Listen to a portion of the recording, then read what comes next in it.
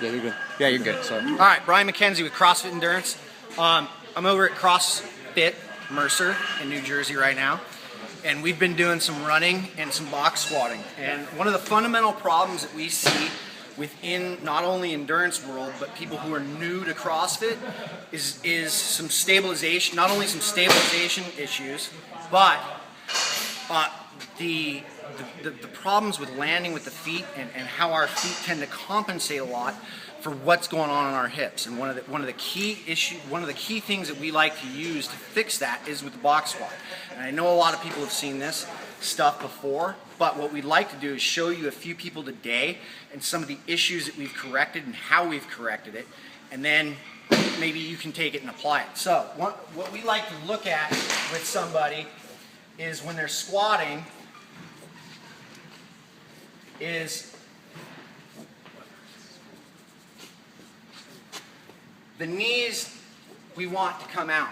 And the reason we want those knees out is because we start to stabilize that hip correctly when the knees pop out. And the feet remain neutral, although those may not look like neutral feet. We're going to show you in the video here in a second what that neutral foot's going to look like. And why would we want to have a neutral foot when we squat? What we're seeing more and more of is that foot tends to come out a lot because it's compensating for what the hip cannot do anymore.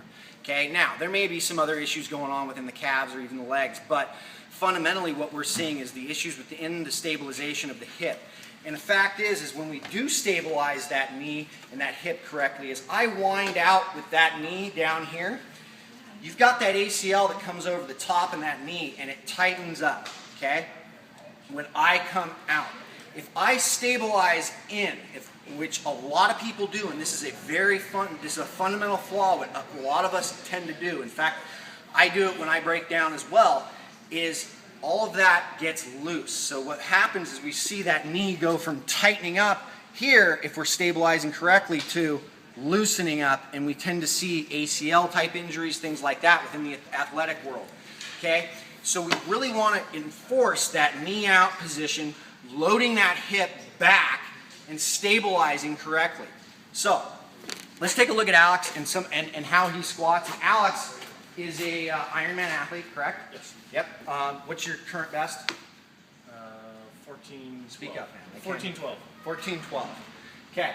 So what do you run? What do you run off the bike right now on a marathon? 3:05. 3:05. Okay, not too shabby. So we're going to have Alex show us how he squats, and Alex runs a lot and rides a lot and obviously swims a lot because he's an Ironman athlete. So one of the issues that we like to fix, Alex actually has. So come on over here and have him squat. And he's warmed up, and typically you would want to start with the bar and warm up, but he's been warmed up. So first things that we see are what? Anybody? Knees forward, right? So how do we fix that? Right? So bring the feet forward just a little. There you go. Okay. Now, as a coach, I want him to learn the importance of not bringing those knees forward.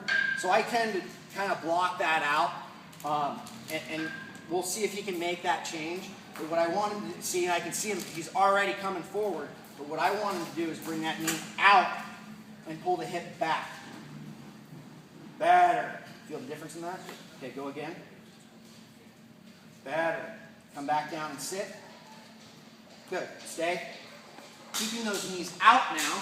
We know his hip is stabilized. He's going to bring the chest forward, stay tight, and drive up.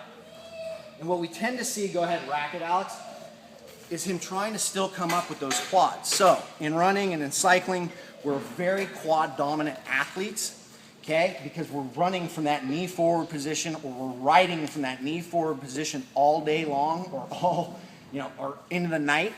And that teaches us to load that quad. So what Alex is wanting to do when he comes up is he's trying to come up forward with those quads versus staying back with that hip and loading through the hip.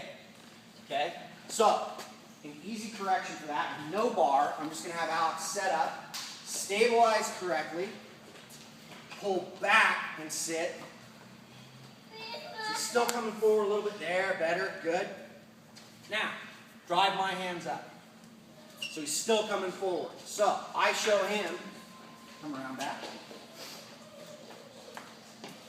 Now, hands on my hips. Don't let me come up. That's what you're trying to do. Now here's what I want you to do. Okay? So I want you to lift through that hip. Knees out. So, see how you're trying to stay vertical too? Now, stabilize from this position. Drive my hands up. Better. Back down. Knees out, knees out, knees out. Better. So, perfect. Now, see if you can do it with weight. Tighten up. Pull the hip back. Knees go wide. Have a seat.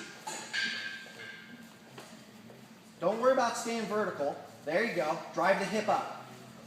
Better. See the difference in that? So, big difference, and this is what we would have Alex doing. So, typically what I'm going to have him do now is a little bit of a workout, and probably going to do maybe 30 squats, and then he's going to go for a little run. He's going to try to incorporate this running stuff we just did, and this is a little workout that we've modified right now, and instead of loading him up with 225 or 185 or 165 pounds, I'm going to load him with the weight that he can handle, and I know he can now squat. You can rack that. He can now squat with correctly, and we're going to target some intensity with it. Then I'm going to have him go run. And I know he can run, but how well is he going to run after he does 30 squats correctly, right? So take that, use it, see what you can do with it. Thanks. Boom.